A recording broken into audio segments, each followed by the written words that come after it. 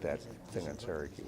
Yeah, get some FaceTime. Am I good to go? You can't pick and choose. That's the first You agenda. gotta do a policy like I would like to call to order the meeting of the Planning and Development Committee for Monday, February 2nd of 2026. Can I please have a roll call? Counselor Lautensack? Yes. Counselor Here. Thompson? Yeah. Counselor Fitzgibbons? Here. At this time, I would like to have a motion to approve the minutes from January 20th of 2026. Counselor Thompson? Second. Counselor Fitzgibbons? Counselor Lautensack? Yes. Counselor Thompson? Yes. Counselor Fitzgibbons? Yes. I see no old business to attend to at this time. New business. The Zoning and Planning Office requests public hearing to be scheduled for the property known as 30 Briar Street for the proposed change from TN2, Traditional Neighborhood 2, to PD, Plan Development in pursuit of Section 28096, a zoning ordinance. Okay. Hello. How are you? I'm good. How are you? So this is the next step in this process, is to approve a public hearing so that we can notify the residents in the area so the public can have their input on this possible zone change. So that's what we're asking you to vote on tonight, is the public hearing. Council, any comments? Can I get a motion? Council Fitzgibbons, Council Thompson. Counselor Lautensack? Yes. Counselor Thompson? Yes. Counselor Fitzgibbons? Yes. All right. Second item, we have the city assessor Kevin Hill requests discussion regarding the expansion of the senior citizens expansion for property taxes calculation. Hello. Good evening, councilors. Since most of you are new, I thought I would give a brief overview of the senior citizens exemption, just so you have an understanding of, the way it stands in the city currently. It's authorized under Section 467 of the New York State Real Property Tax Law. It provides a partial exemption from taxation for qualified senior citizens who are over the age of 65. Adoption of the exemption is optional for municipalities and school districts, but currently the school district, county, and the city do offer this exemption.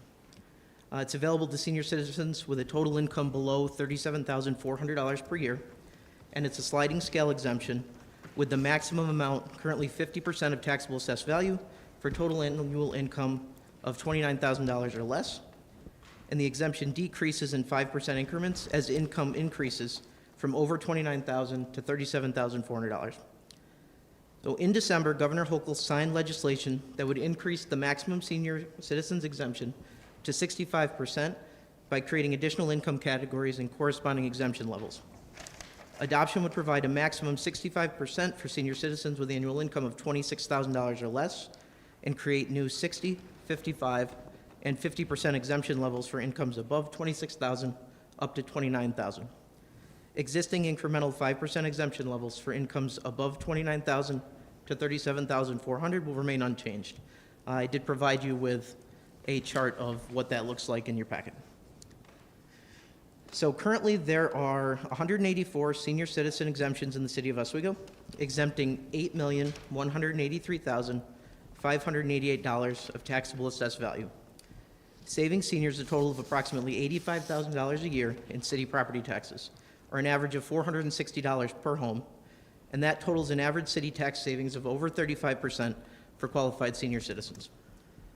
The current senior citizens exemption accounts for 0.6% of the total city tax levy, which adds approximately 6.4 cents to the total tax rate, which is currently $10.376 per $1,000 of taxable assessed value. Based on our most recent income information, 106 of the 184 households receiving the senior citizens exemption will be eligible for additional savings of approximately $160 per year on average under the new provision. 23 of those households include military veterans. The estimated impact of adopting the new provision is approximately 1.3 cents on the tax rate per $1,000 of taxable assessed value, which amounts to approximately $3.25 per year on a $250,000 home. So I look at this as a great way to help some of our most vulnerable with a very little impact to all of their taxpayers in the city. The second part of this is an update to the same local law related to the water and sewer discount for those seniors who receive the exemption. So there is a corresponding water and sewer discount, and when the income limits were increased in 2022, they inadvertently left out this section of the law, so this is a housekeeping measure just to update that income chart so there's consistency. We've been administering the new income level since 2022, it's just the code hasn't caught up with that. So, are there any questions on the law? Counselor? So, when they speak of it, the second portion, they refer to it as water rents. Yes. Is this a model state resolution that we've adopted? I'm not certain of that. I haven't seen a similar resolution in any of the materials with the tax department. The only reason I ask it is that's not a term we typically use. No. And to avoid confusion, would we want to be consistent with what our other fees are driven in how we describe them? We certainly look at that. You know, so if it was consistent, so if someone were to read this, it follows through with the same logic of other fees that they'll see. So they're not going to see a water rent. So, Yeah. so there, you know, so this will be a user, this is directed towards the user, the quarterly user fees for water and sewer, right? Yes, Fair to say. right. Yeah, and what's the financial impact? Did you do any calculation of what it might be, if any, on the water and sewer fees? Well, it wouldn't change any of the existing because the maximum discount is still $29,000. Okay. So the changes will not impact that. So it has no economic No cash impact flow, on the water and sewer, It's just a housekeeping sort of Correct. resolution. Yeah. Okay, great. I think it's well deserved for the seniors of our community. Thank you. Of course. Counselor? Kevin, how are you said there was 106 households that were going to be eligible for this. How will they be notified? It'll be an automatic process. So Okay. the system will be updated to reflect the new exemption amounts. We input the income when we review their applications. So the system will automatically adjust that amount, and when they get their tax bill, it'll show an increased savings. We could also do social media posts or do some outreach as well. Okay, so they don't have to come in and reapply for They don't have anything? to do anything other than they already do. We already require annual recertification just so we can verify income amounts. So when we have that information, we can use that to update to the new exemption amounts. Okay, thank you. So, yep, Counselor? So I think this is great. Many of our senior citizens are on fixed incomes. Absolutely. And a year and a half ago, we did the reevaluation, and that really hurt many of them. So any relief that we could provide to them, I think would be a positive thing. So I'm in support for this. Absolutely. Thank you. So as far as the committee goes, what we actually need, even though it's listed as a discussion item, we will need a motion to authorize a public hearing regarding local law number 1 of the year 2026. Passing the motion this evening will put the authorization for a public hearing at the February 9th council meeting. And then if it's passed at that meeting, the hearing and the vote will occur at the February 23rd meeting, which will allow adoption before March 1st, which is taxable status date. And that'll allow the additional income categories and exemption amounts to be in effect for the 2026 assessment roll, which will impact 2027 taxes. So that's the soonest we can implement it. If we miss that March 1st deadline, it'll have to wait until 2028 city taxes. So we want to, get this in as soon as we can. Thanks, Kevin. So, yeah, I would be comfortable moving forward with that. I would also want to know that if we made the editorial changes to the wording on water rents, if that would require a revision, or could we authorize that to be done at the same time? I appreciate the comments on water rents. I don't think it's a state term. I think it is specific to the city of Oswego. And Okay. I'll confirm this in looking at the charter, and in our city code, but I think throughout the code and in relevant provisions, it pull through. references water rents. Right. So we can look at cleaning that up, but for our purposes, it truly is the quarterly special assessment, if you will. That's the state term Right. for a water or sewer charge. Right. at kitchen tables, people don't speak of their water rent. I understand. And Rents so we want to do. use the same terminology that people believe their bill says. Yeah. And so it's just a matter of editorial input. We could take a look at it, and if it's an easy modification, we can do it. I just want to make sure it's consistent Sure. throughout the code Yep. that way. I don't think, was there any other questions? Certainly, I support this. I know the mayor does as well, and Kevin deserves a lot of credit for going through and doing that cost-benefit analysis. March 1st is an important date because that is the taxable status date. So that's why the rush. And as Kevin pointed out, the state law only went into effect January 1st of this year. So this is pretty much the quickest we could do it, but certainly appreciate your support. Thanks, Kevin. Can I have a motion to authorize a public hearing regarding proposed local law number 1 of 2026? Yes.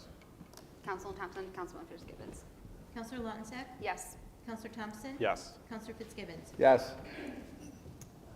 I would like to make a motion to close the meeting for the planning and development meeting. Councilor Fitzgibbons. Councilor Thompson.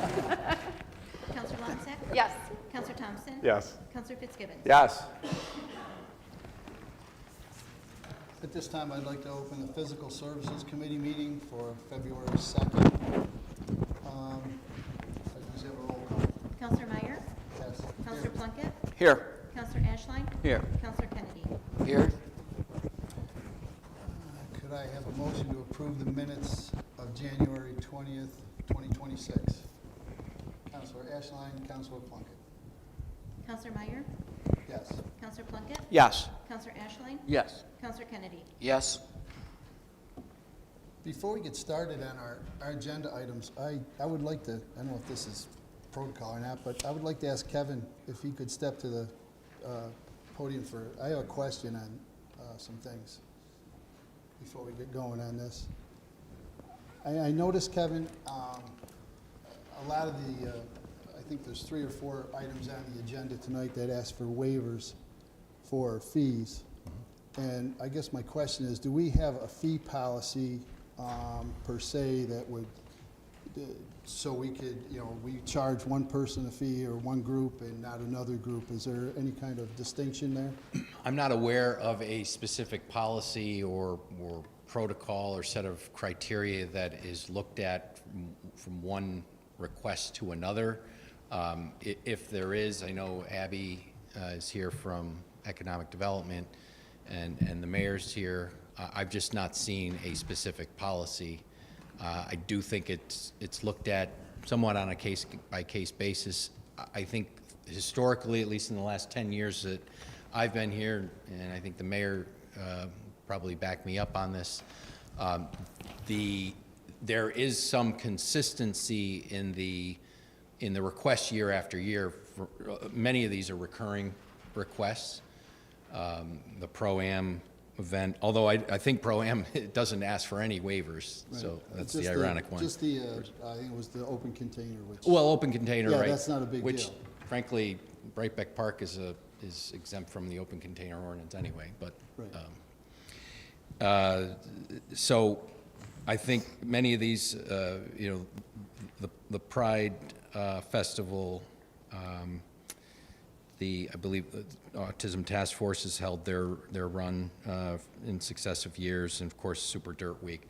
They've all had a, kind of a long-standing relationship, and there are many others, right? So I think consistently year after year there've been waivers, but I can't point to a policy that a decision to waive comes out of.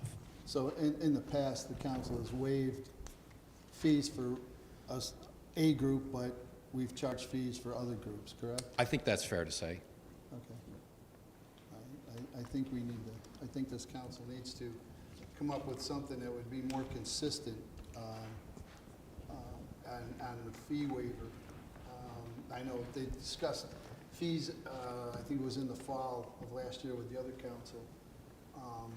And I don't, without a policy, I see that it's very difficult for us to exclude a group and, and not say, yeah, one group can have it, another group can't.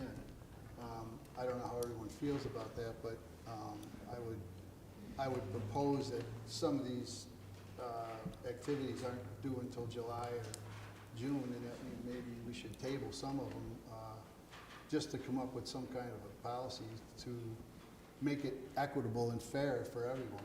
So we're not opening ourselves up for any kind of, I guess we could be opening ourselves up for some kind of litigation if someone really got upset about it enough, or Well, sure, I if they mean, think they're anything being is, treated unfairly. yeah, anything is possible in that regard. If will somebody bring in a legal action over a $150 road closure fee? Right. I don't know, but, you know, in the absence of a policy, granting a waiver to one group or organization, individual versus another, whatever the circumstance might be, certainly could open you up for some criticism. So one way to address that is to establish a policy or criteria that you know, works for this particular council. John? One thing I'd say, for the purposes of planning, these events are on the calendar, and I know there's significant planning going on with all the events. You know, I would encourage not tabling the action, but maybe tabling the request for a waiver. Is that possible? Yeah, I mean, so I think you're making a distinction between the event itself, And the fee. authorizing the event, and then deferring on whether the fee is waived or not. From a planning point of view, I don't know it's fair to put these into a position of not being able to proceed with the planning with the assumption that they are pending approval, even if we kind of wink and say it's a pending approval based upon whether we'll waive the fee. I think you should probably move forward with Right, we the could approval of amend. the event. And I would say, you know, as a block party promoter for the last 10 years, every year I've paid a permit. I paid a fee. So I guess I'm here asking, if there is a secret code, I'd like to know it. I paid them, you know. So again, I don't disagree with you, Bill, that we should be, there's No, and I agree certain with you, community John. events we should be supportive of, and we should foster participation in. But I think it's, without some guidelines, I think will be arbitrary. Yeah, it's not the event that, you know, I think we should. threw a flag up. It was, you know, where do we waive the fees and for who and who. I would, if it's possible, I would suggest we move forward with the approval with the pending of the fee question. Would that be an amendment to all these items, or would the amendment come next week? Yeah, I mean, it would be. In a resolution? If that's the direction you want to go tonight, I don't fundamentally see an issue with that, approving the event and Right. deferring or holding on the fee until you've come up with a policy or you know, criteria. Yeah, we would just alter the resolutions, the approving resolutions to reflect that. I would, for the sake of you know, timeliness, that I would make this a priority. That would be my recommendation to you. There is one certainly time-sensitive event, March 7th. The rest of them, as you pointed out, Mr. Chairman, are later in the summer. So there's a little bit of time, but I wouldn't want that time to lag, particularly for those organizations and their budgeting. Mayor? Can I speak? Absolutely.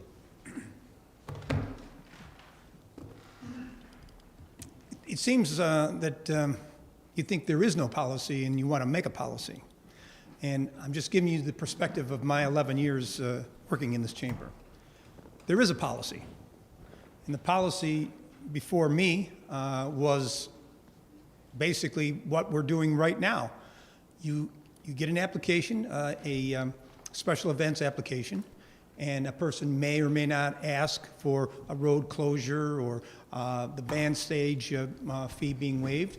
And the policy is, you seven have the ability to review it. In your packet, you get all the application information in your packet. And at this point in the committee cycle, you have the opportunity, per our policy, and it may not be a written policy, but it's a policy that has been going on for at least 11 years, you have the ability to waive it or not waive it. That's been the policy. So I just want to make sure that you understand that there is a policy that we've been following for at least 11 years, and it's certainly within your powers to change that policy. But currently, and I know Amy from our Community Development Office emailed each one of you today and explained it quite well on how the procedure has been done now for 11 years. And it does go through my office. They do send it to me, and I give them my opinion. But again, you seven are the final arbiters of that. I may say that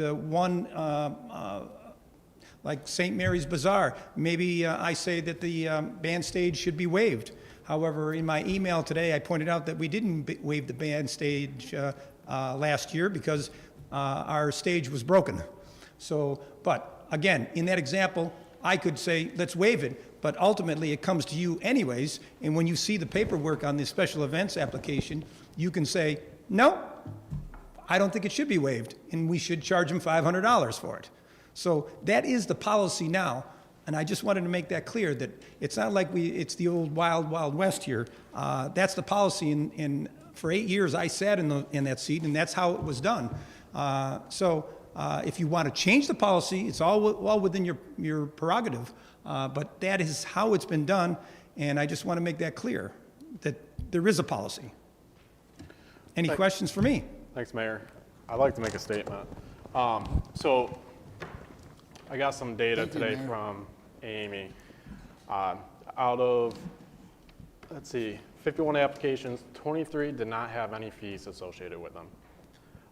20 had all fees waived, and then 7 paid all fees associated with that event. So it's about 30% or so, 33%. So to me, in my opinion, I think it's best that we do it one way or another. So we either charge fees or we don't for specific items. So for instance, the bandstand, if we charge fees for a few, we should charge it for all. Or waive fees for the bandstand. That's up, I guess, for us to work with the department head to figure that out. But it should be consistent across the board. We should not be saying, oh, this person could have it waived, this person cannot, because that's not fair. So it's our job to make sure that fees are being paid when they're supposed to, and when we do waive them, that it's fair across the board. Thank you. Thank you. Any other comments? Chance? Councilor Chance? I think that's great, and we should have a written policy, not how we feel that day. Because, yes, if that's the way that it's been done in the past, great, but if it's written down, then it's something that we should follow and not just arbitrarily followed. So I think that if we have an actual policy and we codify it and have it written and kind of in stone, if you will, then we have something kind of to go back on and review and say, hey, we did it this way, this is how it should be done. I don't think we can waive every single fee all the time for everybody, because obviously that's not how things get paid, but we should have some kind of something written down where we can follow it and go through that process. And so, like what Counselor Thompson said, like, yeah, we should have something to go by. That's just my 2 cents. And just to add, I definitely agree with you, it should be written down. We should also consider whether or not it's taking DPW resources for some of these events. So if there's cost to the city, maybe we maintain the fee. If not, then maybe we waive those ones. So just something to consider. Any other comments?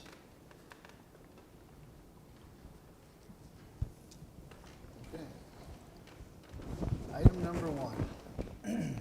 The Office of Economic Development has received a request for use of public space from Andrew Gressenwaite to host the Oswego Pro-Am Fishing Tournament at Rice Landing Marina from July 10th to July 12th, 2026, from 5 a.m. to 9 p.m. You'd like to speak on that? Good evening. This is the 26th year, I believe, for the tournament. It's scheduled for the typical weekend every year. We get approximately 30 to 35 boats a year. Most of them already dock in the harbor. Some travel from down the lake a ways. And we just need approval for the weekend again. Okay. Could I have a motion to approve? Counselor Plunkett, Counselor Kennedy. Roll call, please. Counselor Meyer, Yes. Counselor Plunkett, Yes. Counselor Ashline, Yes. Counselor Kennedy. Yes. Thank you. Thank you. Thank you. Item 2, economic, I just lost my computer. The Office of Economic Development has received a request from the Oswego Pride Committee to host the Oswego County Pride Festival on July 11th, 2026, from 11 to 5. My comment on this is one of the events that asked for a $100 pavilion waiver and a $500 bandstand waiver. At this time, I would have no problem with the event, but as we discussed, I would like to delve more into the fee waiver and system that we have. I'm sorry, would you like to speak, please? Go ahead. Hi, good evening, counselors. My name is Shannon Sawyer. I'm the president of the Oswego County Pride Committee. So we are looking to host our 12th annual festival. It is our second year requesting the pavilion and the use of Brightbeck Park. So we have outgrown the lovely space outside in between the two buildings. And so we are requesting the bandstand for the first year. So I know that the fee is $500. We also are executing an agreement to operate as a DBA under a not-for-profit, Twilight Reflected. And so I know that that changes the cost a little bit. And so I agree with what you're saying about the waivers. And so really what we're looking for right now is to get our event approved so that we can continue our planning process and advertising for our event. Okay, any comments? Counselor Fitzgibbons. At the core of this, is there a not-for-profit or a 501c3? Is there a not-for-profit or a 501c involved in the advocacy of the event? Yes, yep, so So the fee is not 500, it's 250. Right. Right, so Yep. it's even, the request was for 500, so Yeah. so it's even less than, Yes, and that's correct. At the time, we knew we wanted to pursue a 501c3, but since the time that I filled out the application, Sure. we've executed an agreement Sure. to operate as a DBA. good. Chance. Counselor Kennedy. So it's kind of a question and a comment. So how many, well, first off, how many years have it's been Oswego? So this is for Oswego Pride, this would be our 12th year. We began operating under the name Oswego County Pride. We wanted to open it up to the entire county, so it's our first year as Oswego County Pride. Okay, right. So this year it's being held July 11th, which is the day after my birthday. So that's Well, it's a great. huge party for you then. So, but my question is, I love Pride, but like, why is it being moved from September to July? I feel like by doing so, Oswego County Pride is, what's the word I want to use? Like, neglecting, I guess, a lot of the college students, college community that would be actively involved. I've gone to many years of Pride, and I've seen that here in the city. So I'm just worried about like exiling or whatever, neglecting the very robust college community Yeah. that we have. And that's a great point, and that's actually something that our committee had a lot of conversations about. And one of our committee members works at SUNY Oswego, so she is a counselor and also works with the Pride Alliance on campus. So the reason we had originally switched it to July is June is Pride Month, and we thought let's switch the month for this year. Let's see if we can get additional folks to come into the city of Oswego for our event, particularly maybe performers. In talking with the college, we've also talked about doing a smaller event with the college in September when they are back and the new students are coming in and things like that. So we're actually, myself and another committee member are going to speak to the group at the college on a Sunday in the next few weeks. Okay. Yeah, great question though. Yeah, no, that's great. Okay. I think that was my biggest question, because I just wanted to make sure that, which I'm sure we're all aware, but like, this is a college town as much Yeah. as people would like to not think of it that way, but we are. And to exclude that part of the community would be a great, like, detriment to having a festival that celebrates diversity in our community, so. All right. Any other Any questions? other comments, questions? I'd like to move ahead with the festival. And again, putting the waivers on hold if everyone's, if there's any questions about that. Do we do that, though, next week, though, right? Yeah, we'll do that. Okay. Yes, this will get it on the agenda for next week, so. Okay. Could I have a motion, please, to accept? Councilor Kennedy, Councilor Plunkett. Roll Counselor call, Meyer? please. Counselor Meyer? Yes. Counselor Plunkett? Yes. Counselor Ashline? Yes. Counselor Kennedy? Yes. Item 3. Thank Thank you. you so much. Item 3, the Office of Economic Development has received a request for use of public space from Steve Erickson of One Up Wrestling to host a professional wrestling event at Chris Foley Rink on Saturday, June 13th, 2026, from 5 o'clock to 8 o'clock. Speak on that, please. Hello, hi. Yeah, I'm Steve from One Up Wrestling. We ran a show last June at the Chrysophilia Skating Rink. It was very successful, well received by the community, and we're just hoping to do it again this June. I heard it was a pretty good, I had a great time. Yeah. Any comments, questions?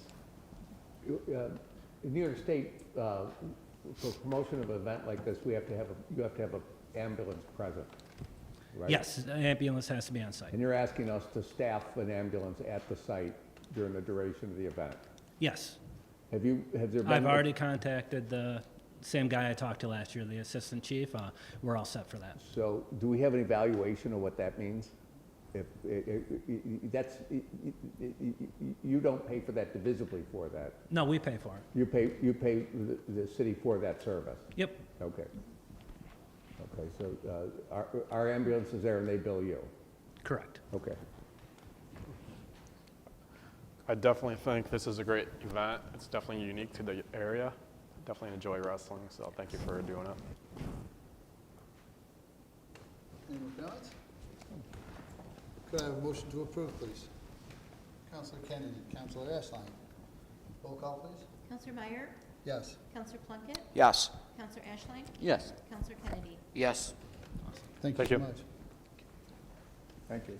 Item 4, the Office of Economic Development has received a request from Julie Chetney of the Oswego County Autism Task Force to organize the Outrun Autism 5K event on Saturday, March 7th, 2026, beginning at 9 a.m. Is there anyone here to speak on that? Okay. I know this has been done for years, and we've never had an issue with it.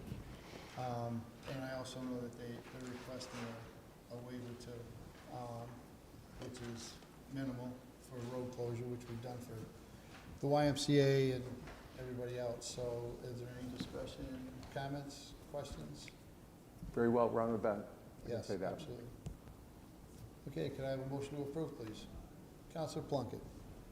Councilor Kennedy. Roll call, please. Counselor Meyer? Yes. Counselor Plunkett? Yes. Counselor Ashline? Yes. Counselor Kennedy? Yes. Item 5, the Office of Economic Development has received a request from Holly Carr of the World Racing Group to host racing's biggest block party on West First Street from West Bridge Street to West Mohawk Street on Tuesday, October 6, 2026, from 4 to 8 p.m. Is there anyone here to speak on that?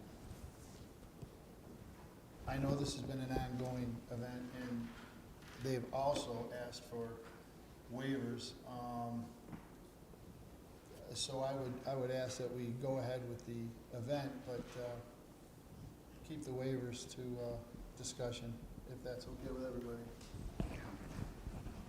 Could I have a motion to approve, please? Councilor Kennedy, Councilor Plunkett. Roll call, please.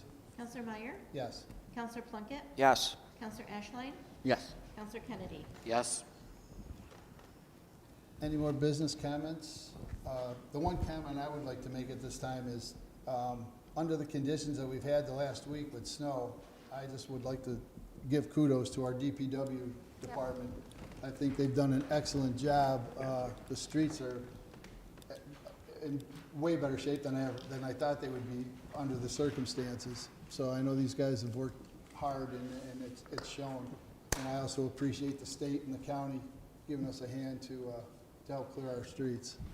So I give- Yep. And the Hardy residents that live Big here. thank you for them. I'd like to thank the fire, Yep. fire department as well for clearing the fire hydrants. Yep, yeah, good point. They've been doing a Mr. good job. Chairman, could I Yes. make a Kevin. comment on the resolutions that were adopted tonight? Just so I'm clear and I can report back to the Community Development Office. So as I tally these up, the first resolution approving the Oswego Pro-Am fishing tournament was approved with the request to waive the open container Yes. ordinance, right, which is and then the second, with respect to the Pride Festival, the event was approved, but we're deferring on waiver at this time. Yes. Until we have a more structured written policy. Yes. Number 3, the wrestling event, there is no waiver requested. They're full pay, and the event's been approved. Number 4, the Autism Task Force, I heard that the event was approved and the waiver request, Yeah, I think at this time, we'll just defer the waivers, and that's on okay. the 7th, so. I just didn't- That's kind of new. I think we're gonna have to let that one go because of the time constraints on it. okay. I just didn't hear whether there was a deferment on the No, waiver I didn't defer request. that only because of the time constraints that we had. That was for March 7th, so. And then the 5th one, Super Dirt Week, is approve the event, but the waiver has been deferred. Yes. Okay, thank you. Thank you very much, Kevin. Any more comments? At this time, I'd like a motion to adjourn, please. Counselor Ashline, Counselor Plunkett. Roll call, please. Counselor Meyer? Yes. Counselor Plunkett? Yes. Counselor Ashline? Yes. Counselor Kennedy? Yes.